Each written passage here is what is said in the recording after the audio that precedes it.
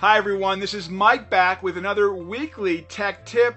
Well, at the time of this video, May is here, and many of you now have your company working remotely. You're keeping some form of company culture, and your SBA loan applications are completed. Some of you have been funded, and some are still waiting to find out what's going on. The question many of you are asking now is, how do we unwind this mess?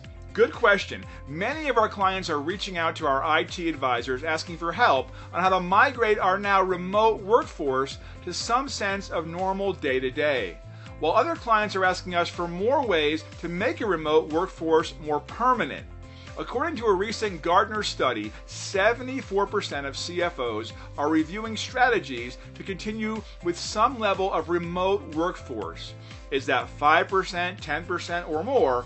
One thing is for certain, remote workforce strategies are on the top of the list for many small to large companies across the country. So let me ask you this, do you have a plan? Are you ready for some of your workforce to start working once again from the office and not from home? Who goes into the office? Who gets to work from home for a bit longer or maybe forever? Important questions, and these must be a part of your overall IT strategy. This is where we come in. Our team of strategic IT advisors has our finger on the pulse. Here are 3 important questions our team is being asked from company leadership. Number 1, what changes did you make when everyone had to work from home that actually worked out pretty good and you want to keep? Number 2, what changes did you make that didn't work out well and that you want to unwind?